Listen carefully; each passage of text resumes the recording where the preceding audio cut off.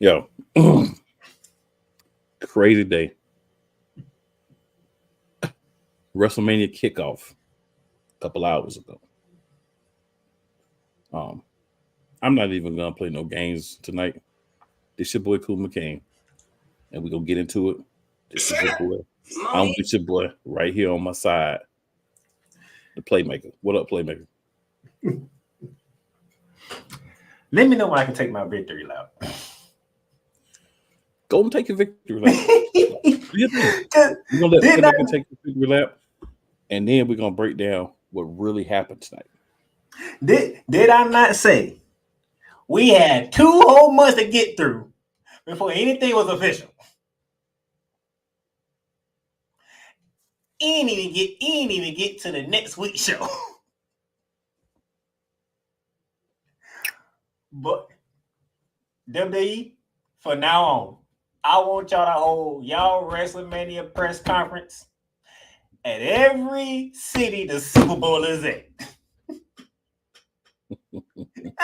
I want that going forward. Whatever the Super Bowl is being held at, that Thursday, the WrestleMania kickoff should be held at that city. Oh my gosh! Did you see the atmosphere in T-Mobile Arena? I did. That atmosphere was electrifying, but heavily attended. Oh my gosh! Oh my god! I'm gonna be honest. I broke some rules today. Because guess what? Don't tell nobody what you did. Don't tell nobody, just in case somebody see this you don't want to see it. Don't tell nobody what you did. Oh no. I watched it when I was at work. I know what you was about to say, sir. I don't care. All right. I don't care. I watched it when I was at work. And I was like, I'm not missing this. I can't miss it. I have to see this. This is something I must see. I didn't know why.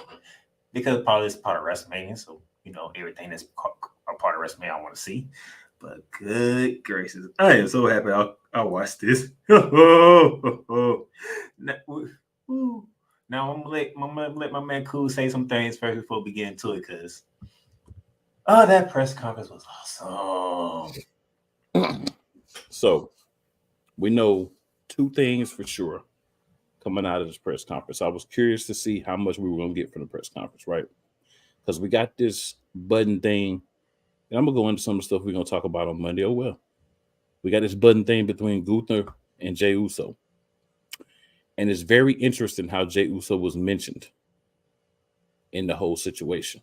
Now, the context, if you want to take it on the surface level, was just to talk about how somebody broke away from the bloodline. But I don't believe that's the truth.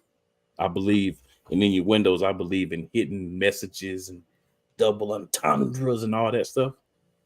So I was really watching and listening and not just surface level thinking while this thing was going on.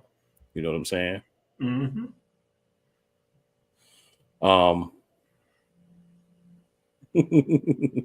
So there's one comment I have to laugh at here. So a guy that calls himself Tony Khan says, "Ladies and gentlemen, I have an important announcement to make. Cody Rhodes is in All Elite." And then underrated grandson says, "What CM Punk said was straight facts." So I'm gonna put it to you like this. Before we go any further, if you won't hear, you saw the press conference, right? So I'm not gonna go through every detail of the press conference. If you watch it, I can do that. Or tomorrow, I'm not going through every detail because that's not not every detail. Actions. So this is what I want to say. I don't care if you my boss. I don't care if you my daddy. May he rest in peace. I don't care if you my uncle, my brother. I don't care who you are. Ain't no man gonna slap me and not get these hands. Pause is being put on you. If you slap me, the best thing that's gonna happen to you is you're gonna get a return fire before I can even catch myself. That's the best thing that's gonna happen to you. Now, I also find it interesting, and we're talking about Cody Rhodes, of course. I also find it interesting how he was the only person that didn't get his entrance music played when he came out. And there were several opportunities for him to come out, like it was cues for him. There was something where The Rock said there's only one real royalty of family in professional wrestling. I'm just sitting there like this would be a perfect music just to hear wrestling has more than one royal family. We can hear it. Cool. The way that Cody came out made sense. But I also want to say this. I've been talking to everybody and saying, we don't know about Seth yet. We don't know if Seth can wrestle, and we still don't. So everything that's happening now, theoretically, none of it's still set in stone. Because you had Roman Reigns say he wants to face The Rock, which makes sense. Because who almost beat you? Who really would have beaten you if it wasn't for Solo sneaking back out last year? So I wouldn't want to face a dude that came the closest to beating me either. And let's face it, Roman Reigns had what 4 title matches since then. This dude don't wrestle. We don't know about it. We got corporate Rock. He come out.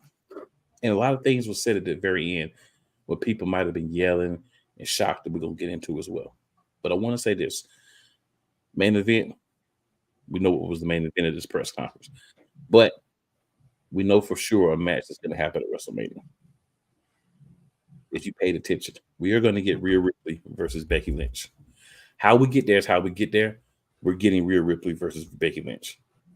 Stamp it, name it. It's happening. That's going to be the other main event. But what I liked about having Rhea Ripley come out first, where is Elimination Chamber going to be? In Australia. Who's from Australia?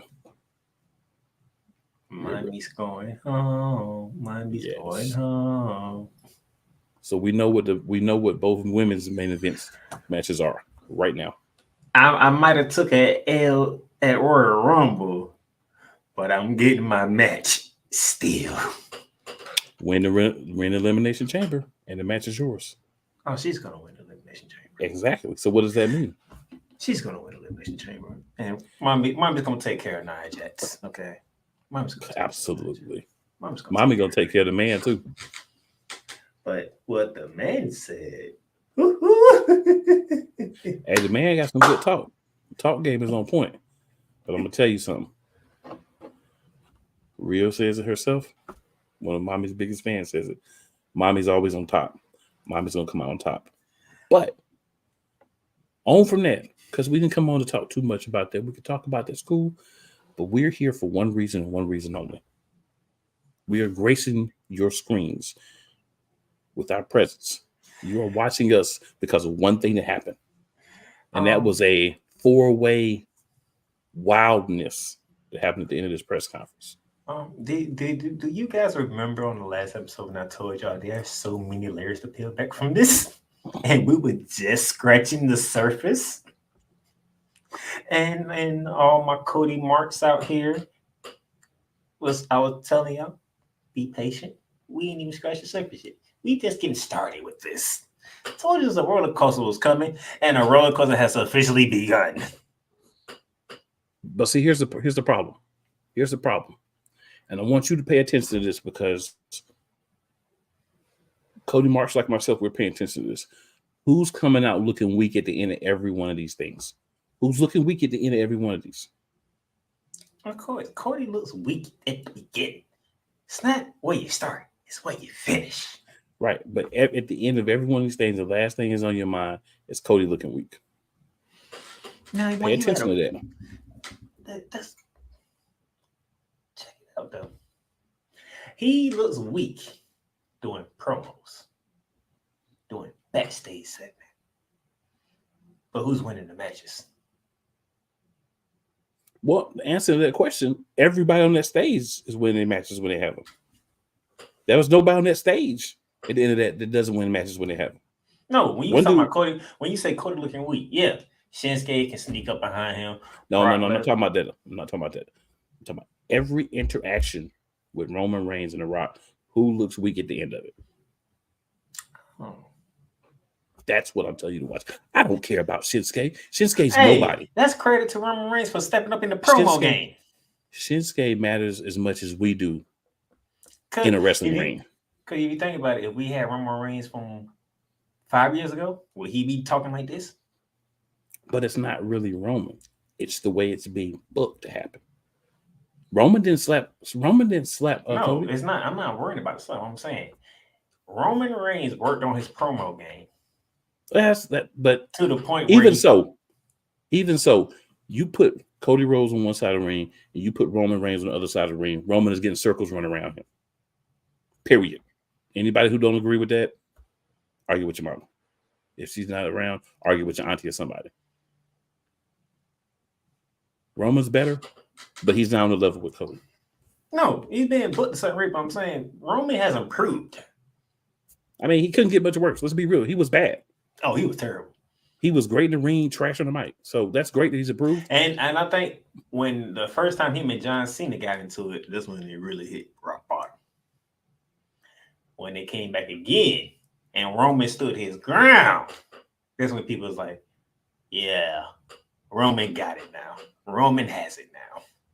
Roman got the best work he's done is as this character that he has right now. Right? But here's the question. What's really going to happen from this point? So we have no freaking idea. So let's take a quick trip in a time machine back about 4 hours ago now. Told you it's gonna be a roller coaster ride. It's really not. It's just pomp and circumstance. It's just smoke and mirrors. Let's use smoke and mirrors. Y'all will appreciate that. That's what it really is. It's just smoke and mirrors. So here's the fact of the matter.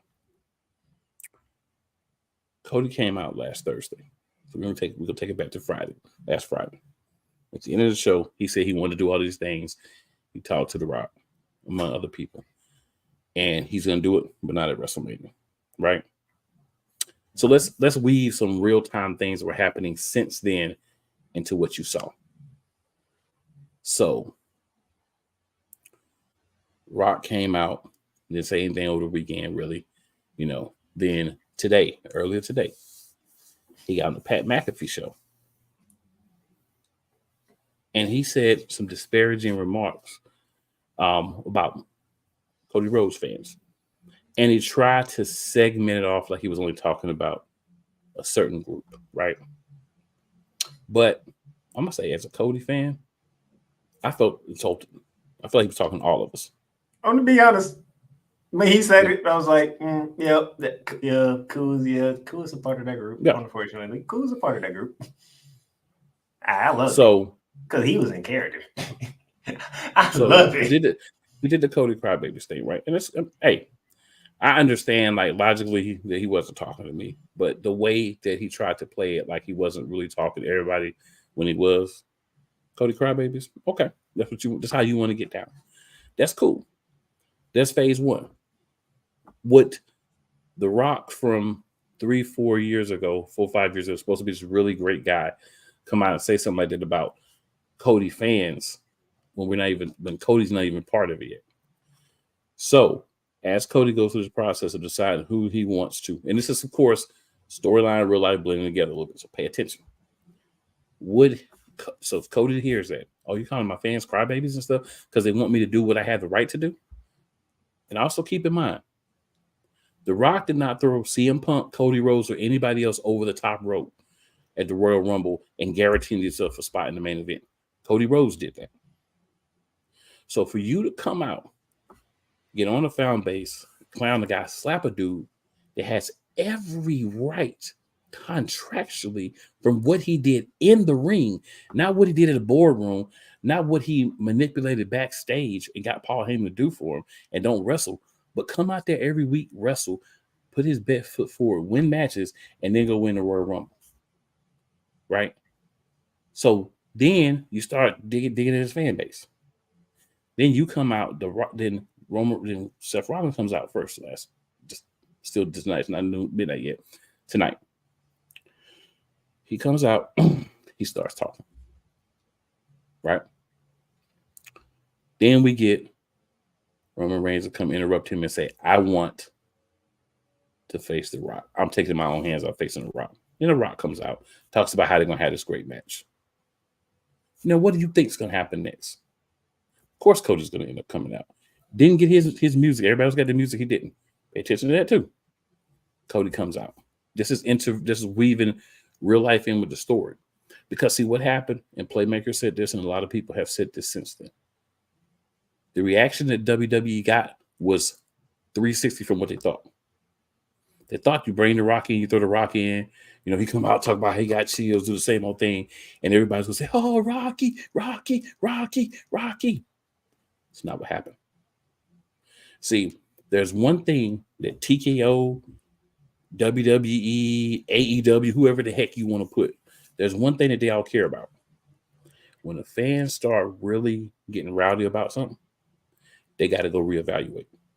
Now, this is where I need to come in there, because not only you, but Dave from Busted Open, because he actually did a quick set right after the Pat McAfee show, because he heard what The Rock said. If you really watch that interview with The Rock and Pat McAfee, he did both. He was in character and he was Dwayne Johnson. He literally said he tried to keep his finger on the pulse. They try. The reaction cool talking about after Friday night when we want Cody trending for 3 straight days. Still trending, actually. I mean, probably still trending now because I'm. Oh, it is still trending. Because I helped it out too. By the way, I did with a couple of tweets. I did. But I loved it because when he said he tried to keep a hand on the post, and then he did what you say he did. Cody crybabies and all that. I was like, that's when I realized, like, he going hell. Oh, this is gonna get good. Mm-hmm. Oh, he's going hell mode. Oh, I love this. And I was like, I gotta watch tonight, see what happens. Mm-hmm. What did he want to accomplish? He wanted to make sure me, you, and everybody else watched, right? And he accomplished that. Ooh. Now, before I continue on, the thing between Seth Rollins and Roman Reigns, I love it. Oh, I love it. There's a match deadline coming. And keep in mind, it need to be. Seth don't lose to Roman, just like Cody don't lose to Seth. Hey, he actually showed up for work for once. I love to see it. And then he said, wearing your wife's shoes. Well, he showed up wearing his wife's shoes. I love it. Hey, can we give an Oscar to Triple H? The Rock. Everybody who put this press conference together. Because this is straight gold. As some people say, this is straight cinema. Because oh my gosh. I need to hop back in. I need to tag in for 1 second. I want people to realize something. And this is off of the actualities. I want y'all to remember something. Think about something here. Pay attention to something. The Rock is Triple H boss now. There was one board seat that was vacated. That was Tony Khan's boss. I mean, not Tony Khan, but whatever Khan's boss. Nick Khan's boss. That was Nick Khan's boss's chair. That's the chair that The Rock's in. So what I want to make people understand is The Rock only has the answer to TKO. Everybody on the creative side for WWE, everybody on WWE, they didn't answer to The Rock. Yeah, think about that. So everything we're seeing, good and bad, it's all approved by The Rock. Everything we're going to see is approved by The Rock because he's the one in charge now. You know the fun thing about that is? Not Triple H. Not I'm Nick glad Khan. you want to bring it full circle? Even though Triple H wasn't in charge at the time, who was around there getting his way, making decisions when it came to The Rock? We know The Rock's brought in his own guy to write for him. No, what I'm saying is, remember when Triple H was on top? Mm-hmm. And no matter what The Rock did, Triple H had Stephanie McMahon. He had Vince McMahon. So whatever Triple H wanted that came to The Rock, Triple H got. How the roles have reversed years later. Well, you got to remember, a lot of that was storyline. It wasn't real life, though. You got to remember, that was all Vince. I'm saying all this is storyline. No, but I'm saying when you look in real life, The Rock is ultimately the one that makes all these decisions. So whatever happens, it has to be approved by The Rock. He can change it. He can do whatever. So when he says we have our pulse on what's happening, that's corporate Rock, right? So what you got in that interview with Pat McAfee was you got corporate Rock mixed in with kayfabe Rock. So we'll put I'll put it simpler for you. You got Dwayne and you got The Rock. Dwayne is corporate. The Rock is the character. So you got them mixed together. Now, I do believe the whole part about him saying, "Oh, the best match is this, and we run this," and that's some little smack said where he's like, "We decide, we make decisions here, basically." So it basically looks like The Rock and Roman Reigns are together. But can I ask you a serious question? Go ahead. Both of them want the main event at WrestleMania against each other. I'm talking about Rock and Roman Reigns. Both of them want to be the head of the table. Both of them want to be champ. How long do we think any type of quote unquote alliance between them is really going to last? Chamber. At the latest, Chamber. I'm going Chamber. So what I think we get at the Chamber now is we get some kind of barbaric match between Cody and The Rock. Seth Rollins obviously can't participate, so there's going to be no real backup for Cody except for maybe Jay. You could get a tag with The Rock and Roman Reigns against Jay and Cody. That's what it gets interesting. Because but I'm gonna say that for Monday. That's fine, and also because this past Monday, we'll talk about this on Monday as well. But I got to throw this in for where I'm going with the levels. Jay came out and basically said, "Gunther, I want that belt." So we got these people running around and want Jimmy and Jay at WrestleMania. I don't care what you do in the next 2 months. If you give me a match between Jimmy and Jay, that's when I'm going to the bathroom and get my snacks. I do not care about Jimmy Uso. I could care less. I care more about Shinsuke Nakamura. Jimmy Uso is a goon, like Cody said, for Roman Reigns and nothing else. He's done nothing to establish himself as an individual character. So you put him against one of the hottest stars now because they're brothers. I'm not bought in. I want to see Jay fight people like Gunther. You know what I'm saying? Kevin Owens. I just don't want to name some people. Sami Zayn. Some of them are people he ain't gonna fight because it's his people. But I'm saying like a Cody. You know what I'm saying? People that matter. I don't want to see him even solo. People that matter. I don't want him fighting guys that don't matter. And Jimmy Uso does not matter. He is only relevant whatsoever because he's part of the bloodline. Period. Jay deserves better than that at WrestleMania. He deserves Gunther win or lose. That's what he deserves. I did say we have 2 months. I don't see, Playmaker. Here's the difference. Here's what I want you to understand about me. 2 I months know is not long enough. I know it's 2 not months long enough. It's not long enough. It's not. I'm just saying. Realistically, there's nobody out there that's gonna buy any change in Jimmy's character so much to the fact that you believe him and Jay on the same level. Main event Jey Uso and Jimmy Uso are on 2 different levels. I have an idea. I'm gonna save it for Monday. Because this is Gunther. Jay needs individual goal. Take that belt off Gunther at WrestleMania and allow Gunther to enter the World Heavyweight Championship picture after WrestleMania. I have let me say this. I'm 60-40 on that. There's 40% of me don't think that match is happening at WrestleMania.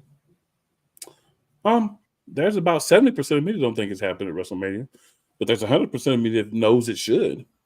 Well, at least 90%. But I am 100% sure main event Jey Uso will be at WrestleMania. I mean, we don't need to talk about that. Who are you going against? That's the question. That's like saying if Charlotte Flair wasn't hurt, she'd be at WrestleMania. Of course, that's a given. The question is who he facing at WrestleMania. Why not have him go? Jey Uso's never going to be as hot as he is now. He's never going to be as hot as he is now. Within the next year, he's going to die down unless he starts getting championships, right? Unless he starts having big wins, big matches with the championship. The easiest championship to put on him to allow that to happen is the mid-card championship. because he's never had an individual run. So you give him a mid-card championship and let him go through a gauntlet of people for 6 months plus. It didn't No, have to be a year, I'm not a saying it's couple of not years going like to Gunther. happen. I'm I saying understand. I'm just saying I don't think it's going to happen at Mania. It doesn't have to happen at Mania, but he needs to match at Mania. So understand me when I say he needs to match at Mania. He didn't have to win the match at Mania. What I'm saying is if you give him the match at Mania, you let him win the match at Mania, then you allow Gunther to have the break. He's the longest reigning Intercontinental Champion. You allow him to have a clean break. He's lost to Jey Uso at WrestleMania. It is what it is. Now let me go get the WWE Championship, the World Heavyweight Championship. And he could easily win that 2 months, a month after that, and it'll be no problems because of what he's done. But I digress. I'm willing to wait to Chamber to see how that goes. Then I can have a better feeling on where we're going. Just want to wait to Chamber. Can't wait to Chamber. It's too long. You gotta put your predictions out now and let people know how you feel about it. Yeah, you did that. You did it on Monday. Grapefruits. I know that, but you did it on Monday, and I was like, "Oh, we had a lot of days before this." Hey, when I'm telling you tonight happened, what I'm thinking, it's based on the information I have now. If the information changes, what I say changes. But I ain't waiting. What I'm waiting for? Oh, I'm the one. I like to gather information. See through the information and say to the wall. And that's not enough information for me yet. It's not enough information. You still, and see, here's the fact. What's funny is you still don't have enough information. I still don't. I know. But I do. But I know this. I'm looking forward to the rest of the road to WrestleMania. Because, wait a minute. Now, here's the crazy part. Yep. So underrated, you are completely correct. And I talk about this all the time. DP still got the money in the bank to cash in. Oh, time against Rollins. He been saying that since Survivor Series. Truthfully speaking, man, what really should happen is whoever Seth Rollins fights at WrestleMania, right? Whether they win or lose, Damian Priest should leave that show with their belt. There is no reason why Damian Priest should not leave WrestleMania with the championship. Damian Priest should come into Raw the night after WrestleMania with the championship, or he should win it the night after Raw. I mean, the Raw after WrestleMania. Excuse me. Cool been saying that since Survivor Series. Because you've had several chances and you haven't done it. Now, if Seth Rollins can't go, you're going to have to do it. You're going to have to pull that trigger. And Drew McIntyre threw his name in the bucket too, so.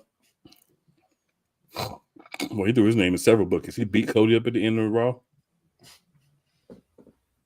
That was great. So, and here's the other fun. You got Cody getting slapped around by The Rock. You got to get beaten up after his match on Raw. Look, here's the funny thing. You said, Roman Reigns trues The Rock. The Rock comes out. The Rock went full heel. He went full heel. He did. And I love it. Show the tree of the bloodline. I'm like, that is a lot of names on that tree. When he pulled that tree up, I was like, wow. But I also said to myself, some of those cats didn't really do much in the WWE. But I understand the purpose. Do you see all them names on the tree? Yeah. That's a lot of names on there. No, a lot of those dudes ain't never even been in WWE. Some of those dudes or never made it to WWE or WWF. That was a big behind tree. I'm like, that's a lot of people who it wasn't even a WWE tree. It was just a tree. It was a bloodline tree of wrestlers. No, I get what you're saying, but I'm saying if you have 7 out of 20 that were successful in WWE, it's great that you have 20 people that were, in the wrestling business, but how many of them have really had success? That's when you say success. How do you define the success? Is my question. Being widely known, having championship reigns in major promotions, being the face of the place you're at some point. So we got High Chief Peter Maivia. Mm-hmm. We have the Wyatt Samoans. We have were the Wild Samoans ever considered the best tag team in any promotion they were in? Let's talk about it. Don't know. But you know, when they always talk about tag team, the Ron Samoa's name do come up a lot. I'm like, the Samoa's name come up too, but I mean, Doom comes up. Doom was never considered the best tag team. I mean, they won belts. No, Doom. Oh, I was gonna say Legion of Doom definitely won the best. No, I didn't say Legion of. I said Doom. You know, Ron Simmons, Hacksaw Butch Reed. Oh yeah, the dudes that never were known as the best tag team, but were one of the best teams. So the point I'm making is, personal opinion, I love the bloodline, right? I love the whole story about how many people, but a lot of the people, when you go back and you watch their matches, you go back and you look at, and people may think this is blasphemous. If you do, you do. When you go back and look, a lot of those guys were good workers. They were solid. They weren't horrible by any means, but were they ever considered the greatest? The piece of the bloodline that you could say was ever considered the greatest. So in that case, it would start with The Rock, and it goes to now. Well, no, because Peter Maivia was great. He was all time great. Okay. So I'm not saying everybody wasn't, but I'm just saying that there are pieces where we're like the Wild Samoans, great tag team. But when you look at them, what's the difference between them and Ming and the Barbarian? It depends on how you look at it. But I'm asking you, in your opinion. I didn't say you. I feel you. It's, I guess how WWE presents it, they give love to the Wild Samoans more than they present it in a certain way because of the tight familial ties to certain people. And we're not just talking about the Usos either. Okay. Nah, the Usos are good. The Usos clearly were at multiple points the best tag team in WWE. To me, might be the best tag team. I mean, I'm saying at least at times they were. So I'm just saying from that level. So Usos, yeah. All right, so let's say Haichi Peter Maivia. I mean, you want to put the Wild Samoan? No, I'm going by your definition. By your definition. So Haichi Peter Maivia, how you feel about Rocky Johnson? So the Soul Man Rocky Johnson. Name me a time where he was ever the guy in his promotion. If you could name me a time when he was the guy in his promotion, where he had a good lengthy run, a great story like Cody got now coming up, or anything like that. I mean, if you can name those things, then he's great. But I'm not. And again, I'm not saying that they're bad if they're not included in this. I'm just saying there's a little overhypeness on how great the bloodline is. So you got Haichi Peter Maivia, you have The Rock, you have the Usos, you have Roman Reigns. That's 5 right there. So we're a little dicey on Rocky Johnson. We're dicey on the Wild Samoans. We dicing on them. I know we dicing on Rikishi. I know we dicing on Rikishi. So unfortunately, wasn't there a time where Rikishi was considered one of the best Intercontinental champions? The leader of Too Cool, and he was a guy that was hard to beat. Now this is before I did it for The Rock. I did it. It was before all that foolishness. But there was a time where I would say Rikishi was considered a top draw on the show, and he was a dominant Intercontinental champion. I was gonna put him in that category for me because people actually went to the show to see Too Cool and see them dance, mainly Rikishi. So so that's 6. This we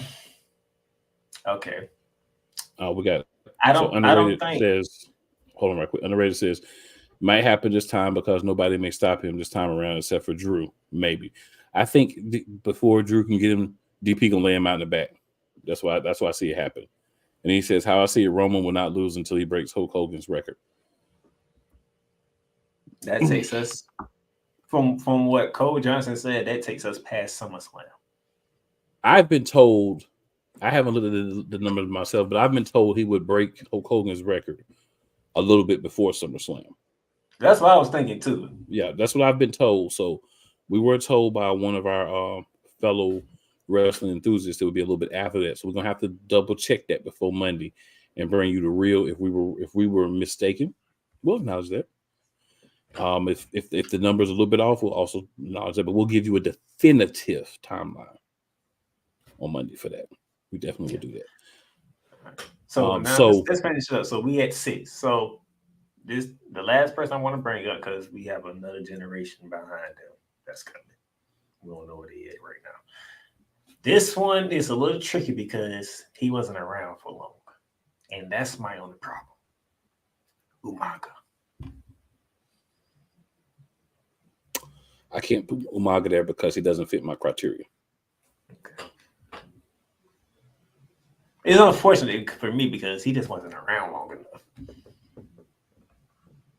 I think if he was still around today, I think he probably would be in that conversation. Because that was Rosie, right? Yeah. Yeah. The the SHIT, the superhero in training. Man, when he became Umaga, it was written on him. No, I get it. I'm just saying, like, when I think about, so one of the things for me too is I think about, you could have a character that was dominant, but did that character win championships? Was that character ever considered the best, or just somebody that was used as a roadblock? And I feel like with the Umaga character, they should have done a better job of having him compete and win championships. It didn't have to be world championships, because it doesn't necessarily have to be world championships, because there are times where they have certain guys and you're not going to break the ceiling, but at least like intercontinental. So like, for instance, if Gunther was part of the bloodline, Gunther would be one of the guys I would say, yes, he was a superstar from the bloodline. He was a top guy from the bloodline, right? You look at that tree that they put up there that showed you about 40 people, right? We're talking about 6 people out of 40. But it's presented like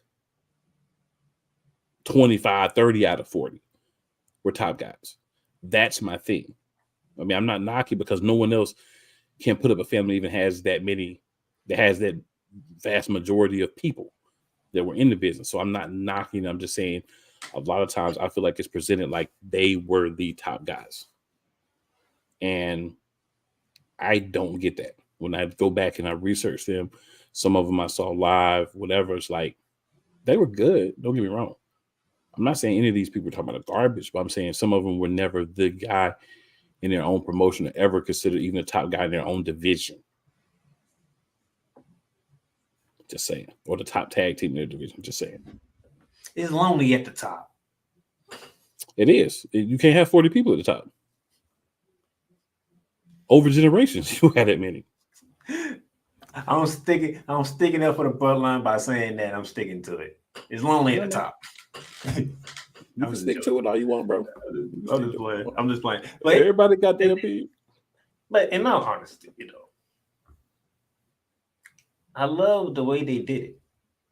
Because with you, Rock, and you go on Pat McAfee show, and you say, we try to keep our finger on the pulse. So you went this route Friday night. Mm-hmm. You got the reaction over the weekend. You saw what happened on Monday Night Raw. Okay. Now you have Tuesday, you have Wednesday, and you have most of Thursday. Because it didn't happen over there to like what, 4:00 that time? 7:00. No, 7:00 here, 4:00 over there. Yeah, 4:00 over there. So you had that time to figure out, okay, we see the reaction, we see what's going on here. Where do we go from here? Is the question. So, all right. The Rock hops on Pat McAfee, does this little heel thing. Calls the Cody crybabies, makes fun of them, and it was funny. It was funny. Matter of fact, the entire Pat McAfee crew was laughing at the same time, so it was funny. Now you have that. That was the 1:00 hour on the Pat McAfee show. So for like 1 to 2, you have The Rock. Now you have, let's see, from that point, that would be what? It stopped at 2, so 3 hours from there, you're looking at 11 o'clock. You have from 11 o'clock to roughly 5:30 or 4 o'clock. to figure out how you're going to put this press conference together when it comes to these four guys. Seth Rollins a babyface. Cody Rhodes is the ultimate babyface at this moment in time. Roman Reigns is the heel, but everybody acknowledges the tribal chief. And then you have The Rock, who he's The Rock, so it don't even matter who he is. He can be face or heel. It don't matter. He's The Rock. All right, you feel me on that? He's The Rock. He can be whatever.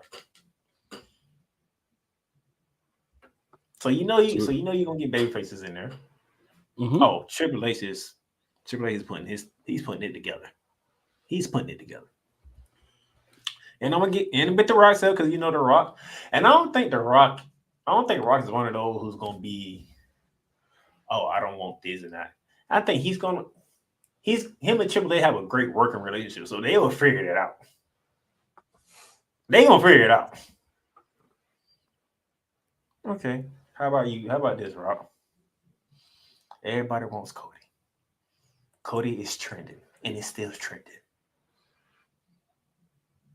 How about you go out there, you be the heel, you let the people know WrestleMania is about putting the biggest matches together. By the way, you know the one thing we haven't really mentioned about WrestleMania 40? If you ever seen the logo, you have the bell, you have the WrestleMania sign, but on the bell at the bottom, there's an X and an L. That's the main reason why they call him the biggest WrestleMania. So he's pulling on the XL part of the WrestleMania. You need to have the biggest matches, the biggest draw. Nobody draws bigger than The Rock. Everybody was claiming for The Rock and Roman Reigns last year and the years before that. Wow, Roman Reigns was declaring himself tribal chief and all this other stuff. He runs the bloodline. Remember how that first started? And everybody was like, bro, whenever The Rock comes back, I want The Rock to whoop his you know what.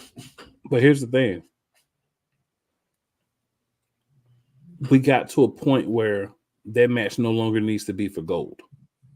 So see, when you're in the first year, maybe two, you like, all right, there's a possibility that The Rock could actually win the match and win a championship from him, right?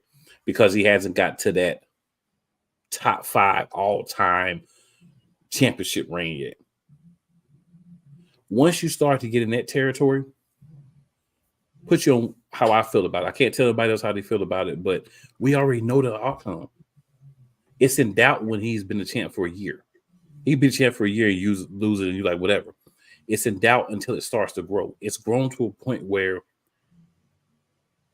whoever beats Roman Reigns, and this is why people want Cody to beat Roman Reigns. Whoever beats Roman Reigns, you automatically get an all-time super rub. Right? Because you beat the tribal chief. You beat a dude who's unbeatable for X amount of days by the time he loses. Doing that, say 4 years. Doing that at WrestleMania after losing to him the year before, winning a championship that your dad won and then it was taken from him. Never won it again. That's a story that you could talk about 20, 30, 40, 50 years from now. Right? That's that type of story. So my thing is, why not do that story? And you didn't need to interject The Rock into WrestleMania.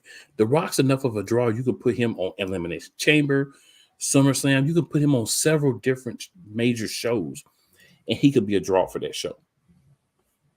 To do it at WrestleMania, the only out they have, I think, to keep people happy if Cody doesn't win is if it's a 3-way. Said this before. Rock gets pinned by Roman. Cody's not part of the decision. They gang up and take him out at some point in the match. Then Roman, Rock one-on-one. Roman beats The Rock. I also want people to think about this, and I'm going to say this again, but I'm going to say this every time we talk about it. The last match that Roman Reigns had in the WWE, he had to have surgery afterwards. So do we want The Rock in a high-profile match when this is going to be his first, maybe second match back? and he ain't wrestled in a wrestling match in years? How do we think that's gonna look? Is getting in a wrestling ring, running the ropes, doing moves, taking bumps? Is that like riding a bike?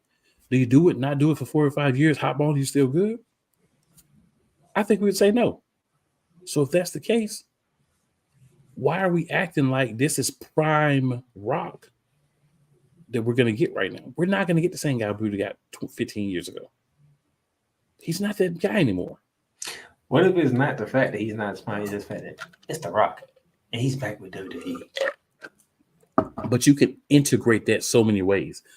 The Rock hosted WrestleMania. He came out and got involved in segments in WrestleMania and still got pops, still made the money. You advertise him being there. He doesn't have to be in the match in the main event. That's the point. He doesn't have to be in the main event. You can ask, I think, 95% of Cody Rhodes diehard fans, die harder than I am. And this is the fact. No one's saying don't come to WrestleMania. Everybody's saying you can't walk in and take a shot from someone who already won that shot through the storylines that the wrestling has. And then here you come changing it, altering it. That's where people who have a problem with The Rock have a problem. See, to me, The Rock has gotten to the point where he's letting it go to his head a little bit. I'm The Rock. I can come in. I can make anything better. No, you can't. Sometimes you let something play out the way it's doing. And then if you want to interject yourself as, hey, whoever wins this match after WrestleMania, I don't care. Roman, I'm coming for you. Cool. We with that. You make an appearance at WrestleMania. You know what I'm saying? You do a segment. You have a warm-up match. You ringside. You do on commentary for the match between Cody and Roman. There's so many ways you can integrate him and still get the pop and still get the extra views from having him versus him having to be in the main event as a wrestler. That's the problem. That's the beef. That's the issue. It's not that it's The Rock. It's not. It's whoever. We have something set. And if you go out there and swerve everybody and Cody doesn't win, that's messed up. But if it's in the story, it's whatever. Now, I'm going to tell you right now, again, same thing I said about Jey Uso. This is it. Cody don't win now. Your popularity is going down, bro. We're not going to continue to ride when you keep losing in main events of WrestleMania. I'll tell you that right now. And that's the other part of this. But even if he doesn't have the match, his popularity goes down. If he doesn't win the match, his popularity goes down. Because you can't continue to be the top guy in our eyes if you don't have the belt. If you can't win, you can't continue to be the top guy. Hulk Hogan could continue to be the top guy without the belt, and you ain't Hulk Hogan. That's the truth there, too. You got to understand the pulse of your audience. You got to give the people what they want. We gave you an extra year. All of the people that wanted him to finish the story last year gave you an extra year to get it right. You going to pay us off, or we going to lose interest and go start watching AEW and TNA? You let us know. I'm just saying, what are they trying to save it for SummerSlam? I won't know. Because they trying to get that record. But then you shouldn't have him win the Royal Rumble. Again, you made the decisions to put it where it's at. Now, you backed yourself into a creative corner. So if you don't get yourself out of that corner by doing what you should do, done. I'll rewatch it on YouTube so they won't get any credit for me watching because we do a show, we talk about it. That's it. Like I'm not gonna continue when you gonna play with me. Like I said, you played in my face a whole year. There's so many layers to this that we do know which way they can go. They can go whatever way they want to go. That's what I'm saying. But what you have to understand is, as a fan base, like you're sitting here talking about the different layers, and that's great, that's cute, that's wonderful. For people, it's like, I don't care what they do. They could give me Soda Pop Popinski as champ. And if they make it work, I'll be happy with it. That's fine. But there's a lot of people say, hey, man, there was a time when you could feed me this type of crap, and I didn't have any other choices. If I wanted to see weekly episodic wrestling, I wanted to see PLEs, pay-per-views, whatever, I wanted to be ingratiated with wrestling on a regular basis, I had to put up with it. That time no longer exists. Hey, everybody's different. My thing is this, because it's been rumored. It's not confirmed, it's been rumored. SummerSlam. it's been rumored Survivor Series because it's been rumored Wrestling Project could be held at Madison Square Garden. Where did the whole thing with Dusty Rhodes happen at? Madison Square Garden. It doesn't hit the same by the time you get there though. What I'm trying to explain to you is you saying hit it now because it's not going to hit the same. Like, you want to get a certain response when you're doing this, right? The whole purpose of telling this story and you dragging it out is you want to get this big payoff. If you don't hit while the payoff's big, you can still do it, but you're not going to get the same responses because you're going to start to have people be like, so? That's true. There's some people that you could do it in 5 years and they're like, yeah, wow. But most people are like, you playing. If you really had faith in this guy, you would pull the trigger. And if you don't have faith in him, why should I? Because if you're ever gonna push him, he's never gonna get to the top. He can't just get there because of what he does. I just know because of this storyline, I listen to different podcasts on wrestling now because I want to get other people's opinions. I've been listening to different podcasts for wrestling for my gosh for a minute. And Bully Ray was like, have him do it at Madison Square Garden. I'm like, that happened at Madison Square Garden. And my question was, can they make it that far? This is my legit. Can they make it that far? Because we talking Madison Square Garden. It makes sense. That's when it happened. That's where it happened. It makes sense. Can't make it that far. No, I'm saying. But I'm saying, do you agree? It will make sense though. That's what it happened at. It's a full circle moment. But like you said, can't make it that far. Because see, the full circle, that's cool. But if you're gonna go that route, why is he winning the Royal Rumble back to back? I feel like they had somebody else winning the Royal Rumble, but it got changed. That's my full. So who do you feel like they had winning the Royal Rumble? I feel like they had CM Punk winning it.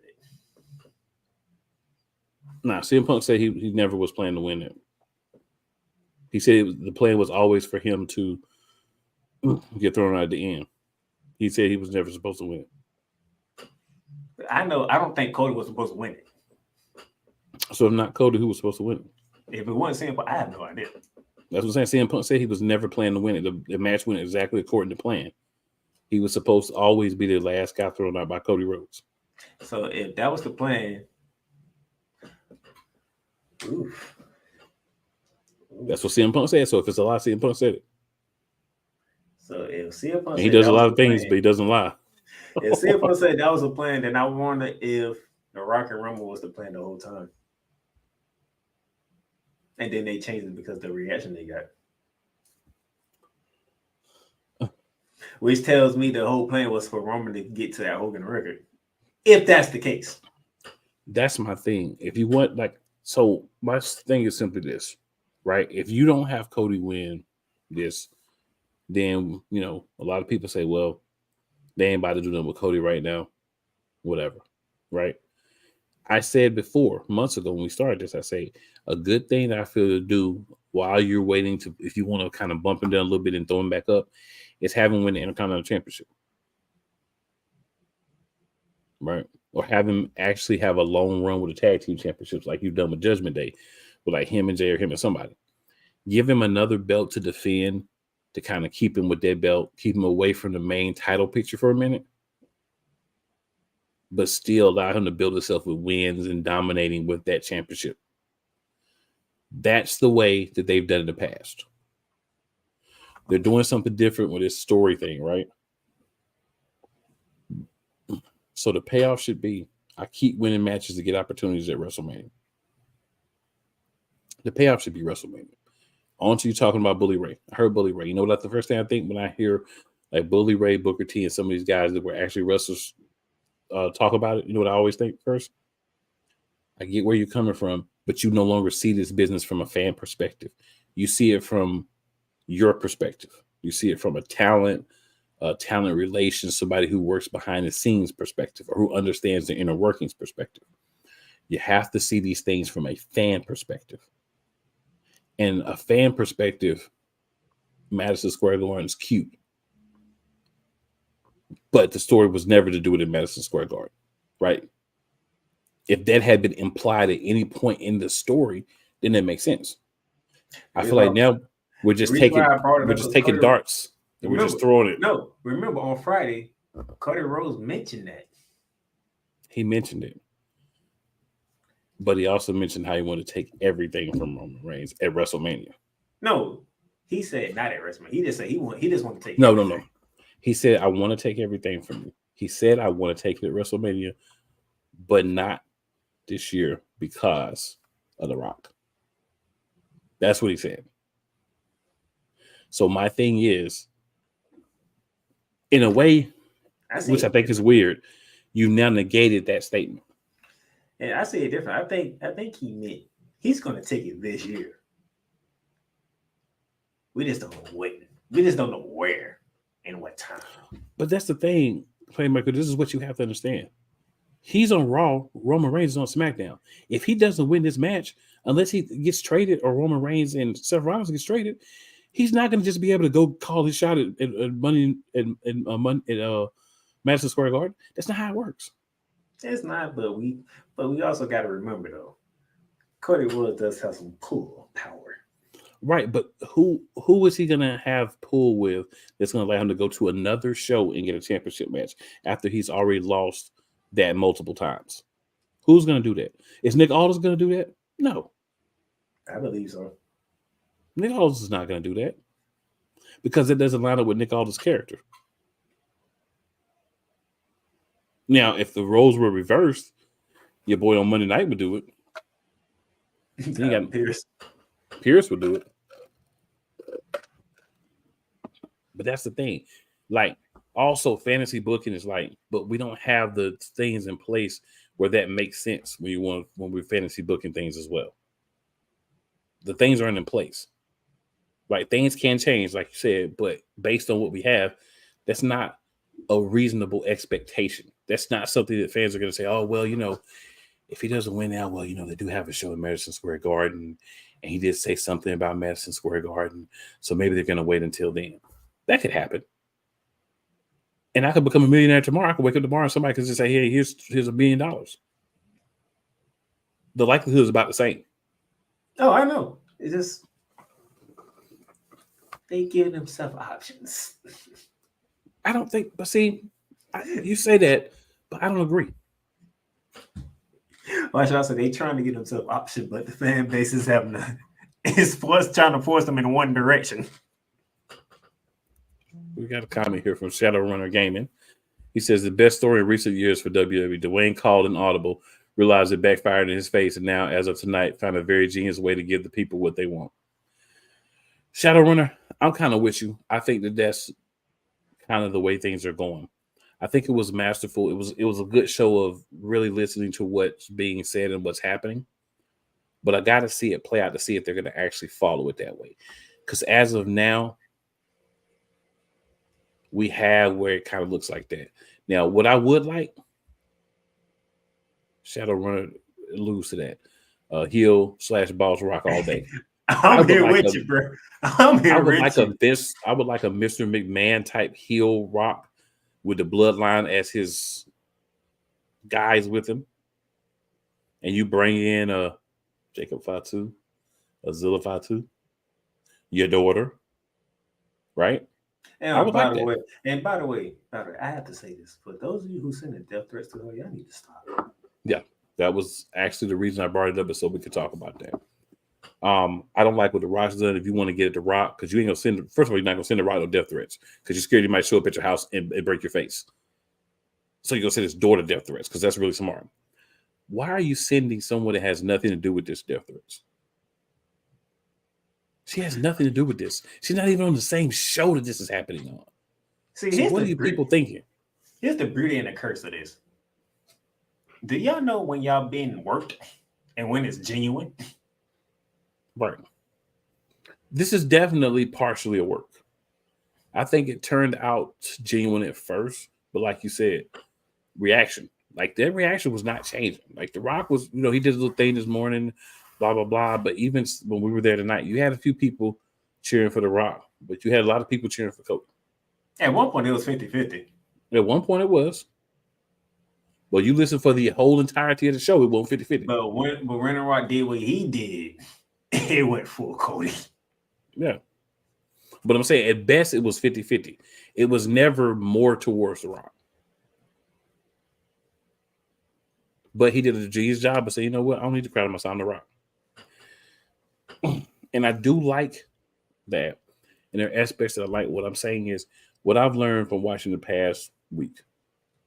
We know what we believe they're going to do with this, but they can switch at any time. So this is a great question, and I'm gonna let you answer this one. I'm not even gonna touch this one. I've done a lot of talking. I'm gonna let you answer this one. So Shadowrunner Gaming says, my only complaint is where the H does Seth fit into all this. Are we seriously going to see a tag match between these four? After tonight, the world title Seth needs to go. If you watch Monday Night Raw, not this past Monday Night Raw, the previous Monday Night Raw, where Seth Rollins talks to Cody, tells him, and obviously everybody who talks to Cody brings up his dad. Mm-hmm. It's like it has not been one promo when Dusty has not been brought up. Cody ain't never slapped nobody. That's the problem. He should have slapped somebody and start talking about his dad. You can't be a face and do that. You know how this works. Okay. That's why I would never be a face. Now, here's the thing. Well, if you go back and you watch the previous Monday Night Raw from 2 weeks ago, Seth talked about the World Heavyweight Championship as the workhorse title. The title that Dusty Rhodes held, the title that all these other greats have held as the workhorse title. And what Seth has done with that title has been a workhorse. Everything Seth Rollins said was true. It was on point true. Everything Seth Rollins said was true. And then when you go to SmackDown, when Roman Reigns with Buttle, Roman Reigns destroyed that title. He destroyed Seth Rollins in that title in what, 5 minutes? Cool. Yeah, he did. So what Shadow said does have truth to it, but you got to remember this: Seth Rollins is a good enough guy, and the reason why he's still champ is because, let's say this happens, you have a guy like Damian Priest as the champ, and then Roman Reigns comes out and says these things. Championship's buried. So I get why, even though he's hurt, Seth is still the champ for now. Seth is one of about 2 or 3 names on Raw where you could say that and they'd be like, bro, that's cap. We're not rocking with you, Roman. Like, we will laugh with you on your show, but we ain't rocking with you, Roman, because we understand what you're saying is cap. But you get outside that top couple of guys, Rock says this, their belt's destroyed, you might as well get rid of it. I mean, not Rock. Roman says this, you might as well get rid of it. Now, Shadow, he has that comment. CM Punk wasn't even around when they brought that title in. He was still in AEW.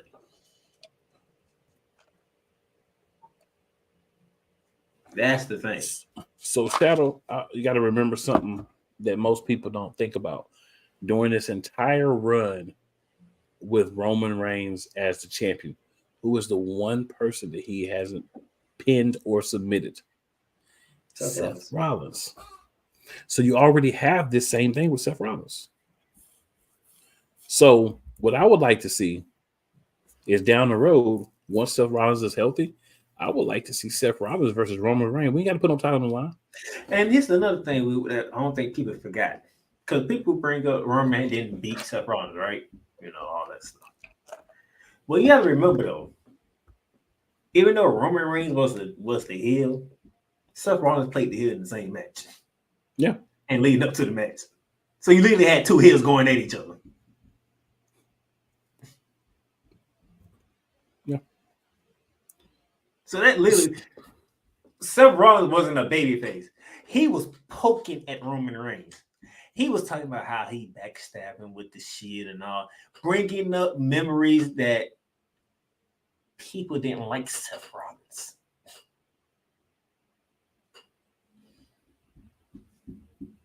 So I think that whole time it was never meant for Roman Reigns to beat Seth Rollins. I can agree with that.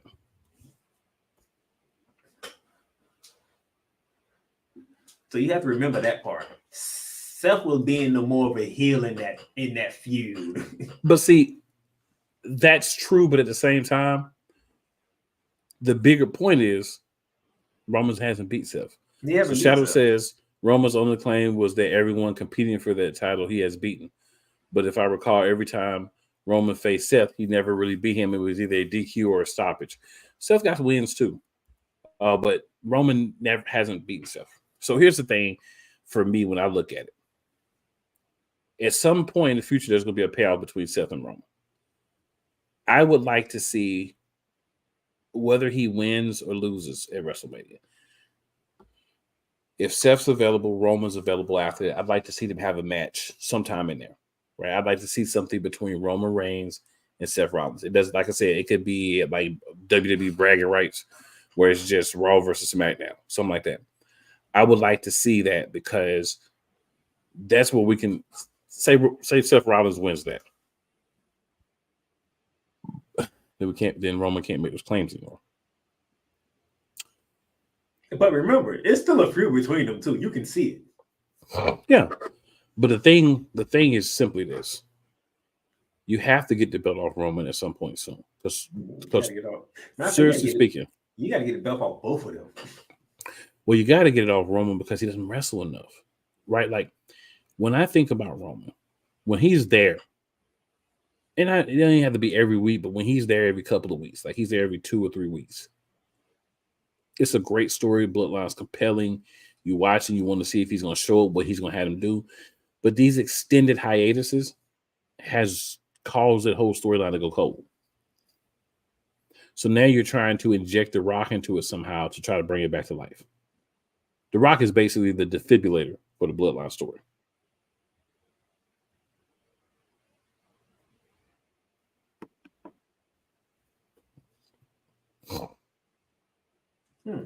So Shadow says, I've seen this before with the Undisputed title back in 2001 where they unified the titles, but where does that leave the respective brands? Is the champ going to pull a double duty? Well, you got to remember, this technically The Rock has a unified belt. And see, that's the problem that I had since last year. Yes, Roman has a unified belt. That's the problem I've had since last year. The problem I had going into WrestleMania last year and this year, you go and you create a new championship when you already have Roman with both. Why not just have Cody fight him for the WWE Championship? He could have lost the WWE Championship, still been undisputed champion. I mean, Universal Champion. I think that was what Triple H called. I think Triple H wanted a World Heavyweight Championship. I do too, because he loves it, because Ric Flair brought that in back in the day.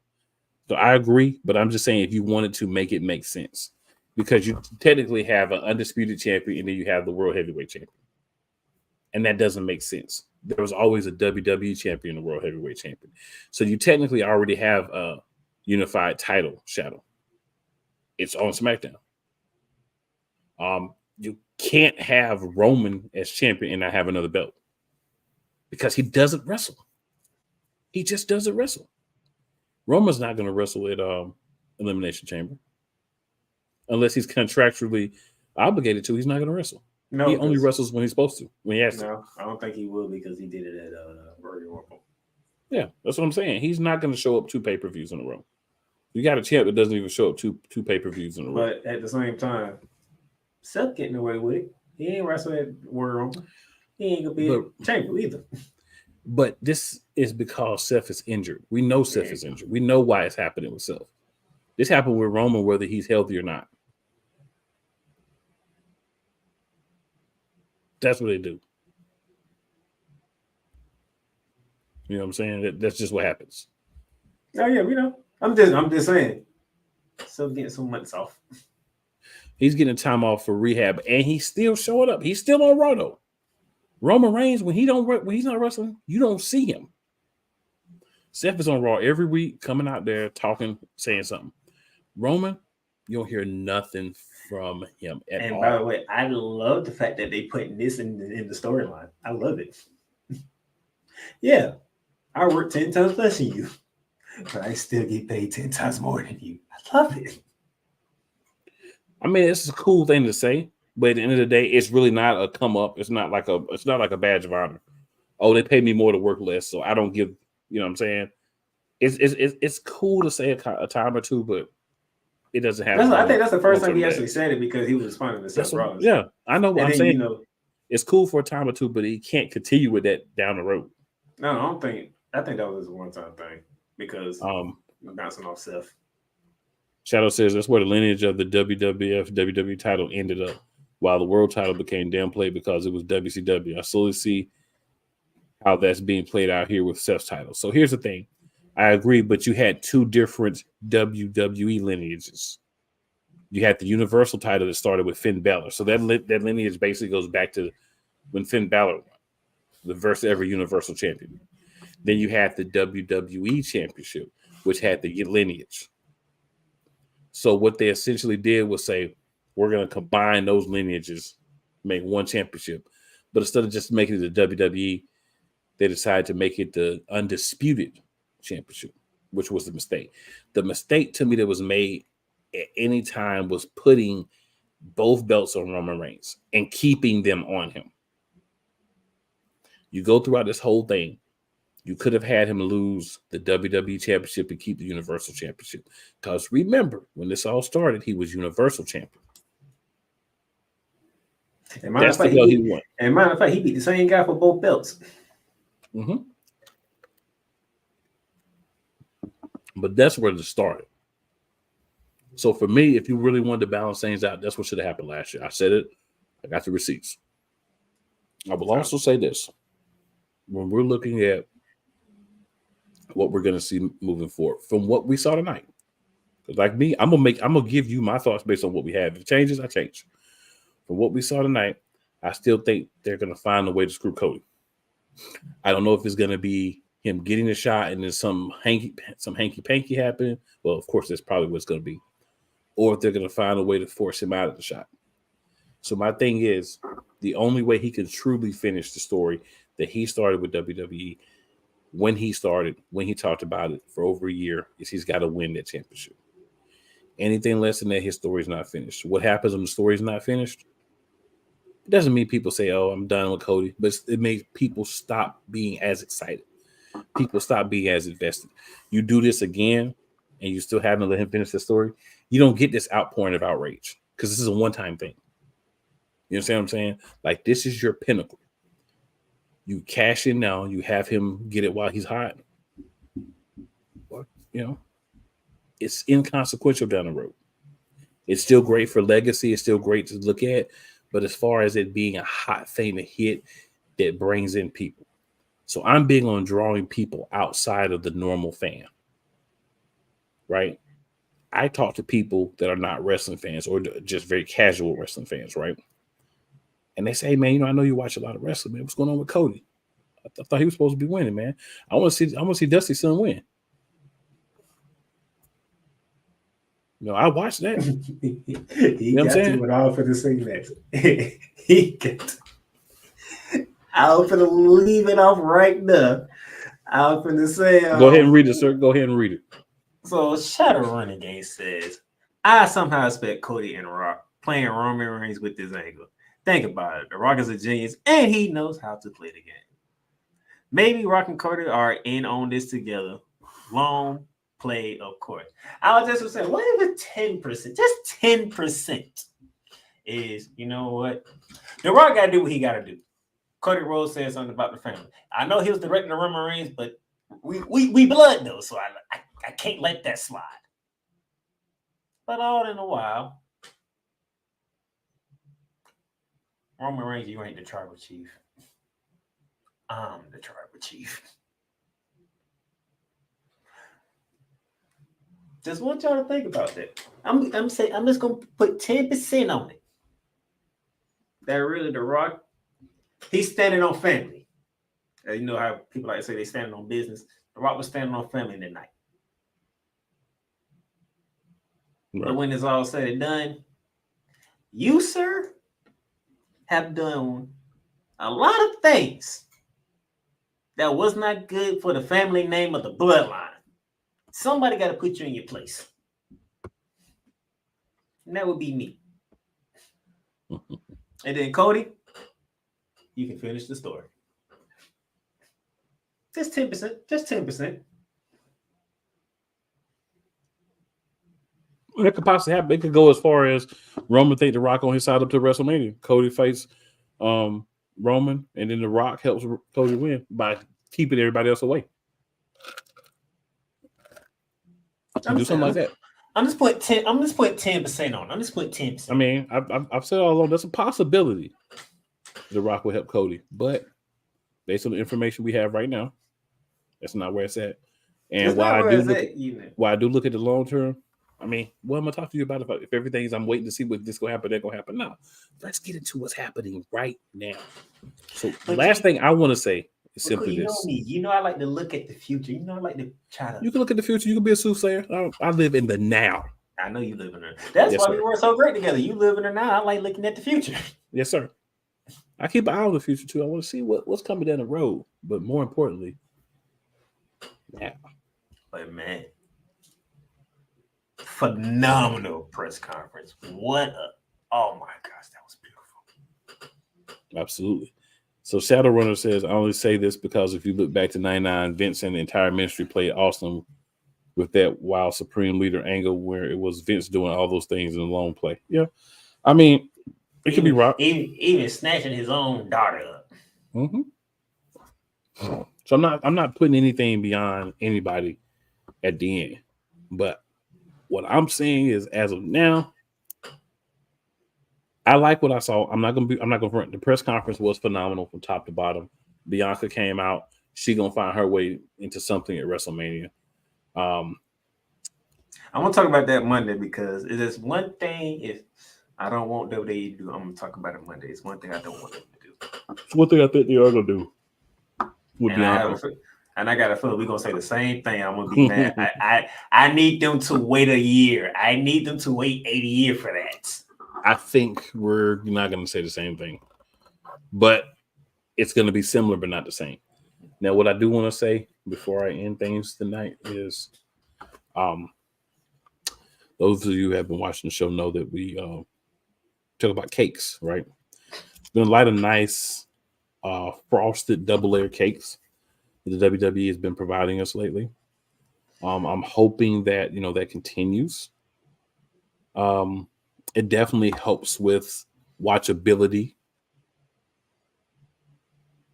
It helps with being a little bit more interested in a multitude of matches. I'm sure you would agree with me, Playmaker. When I feel like Cole Johnson, I can't get away from these cakes. These cakes, man, I'm telling you, man.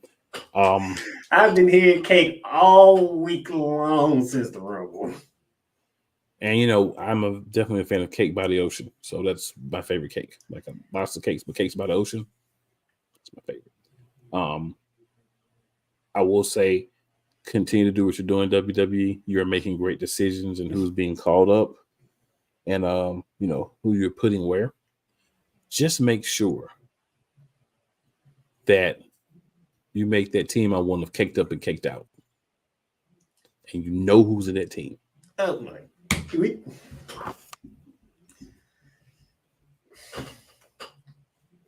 Ladies and gentlemen, join us Monday. We're going to talk more about this press conference. There's other stuff we ain't getting to yet. Oh, and by the way, just on the side note, on another reason why you should join us. Yeah, we talk TNA. Yeah, we talk AEW. But Monday, I'm going to throw in some NXT. Because, oh boy. We have got to throw in some NXT Monday. We've got to. Oh boy. There's a couple of interesting things that did come out of NXT this week. So yeah. We're gonna have to start talking a little bit more NXT in that too. So definitely tune in on Monday. If you're watching, checking out the replay. I know we got on late tonight, so you may check out the replay. Oh, we had to get on tonight because that press conference. Oh no, we couldn't wait. No. But if you see this tomorrow, see this Saturday, whatever. Make sure you hit that follow button, that like button, that subscribe button. If you're seeing this on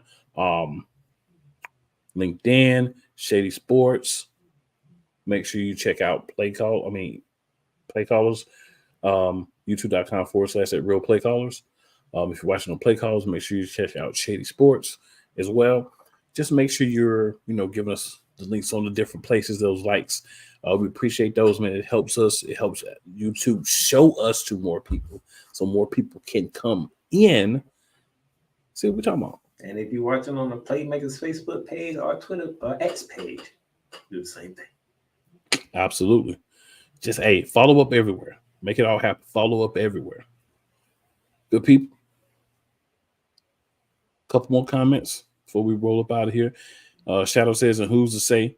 Maybe we may even see Rock and Hunter running an angle about power and control. I think Hunter is rolling more into the good guy persona now.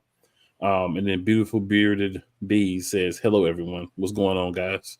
Appreciate you checking in with us as well. Hey, we had to get on. This is a nice topic, man. As always, appreciate the Playmaker hopping on with me. Great job of us kind of hitting you from both angles with some different stuff. But this was a good press conference. I do agree. Do it every year. Whenever city they're doing the Super Bowl, because a lot of people are already there. In WWE, your boy about to be trying to get backstage to some events, talk to some wrestlers before and after and all that good stuff. So make sure putting that request. You see Monarch Wrestling, look out for your boy. Look here. Any last words, Playmaker? I tried Rumble, didn't make it. It's all good. It was just the first try. Mm-hmm. Don't worry, I'll be trying again. And trust me, the day will come. Your boy will be backstage. You mess around and catch us backstage together with media credentials, okay? It's gonna happen. Trouble. But other than that, like I said, press conference, fiery. Like I think Cool would agree. From what happened on Friday to now, he can ease back a bit. He can ease back a bit. We saw some deviation. We definitely saw some deviation. He can ease back a bit now. Absolutely. Because he was on one Friday. He was on one Monday. Yeah. He was out there thinking this was XFL year one. And he found out this was XFL year one. Cool was on one. Like he can back off a bit now and let the course take itself. For now. Rock. But other than that, join us Monday before you catch Monday Night Raw, because there's some stuff there's some more stuff we gotta get into. Already. Until then, enjoy SmackDown and enjoy the Super Bowl. You're only days away. This is very true. And as always, man, make sure that you tell 2 of your friends and 4 of your enemies about the show. Just because they don't like you doesn't mean they won't like us. And we out.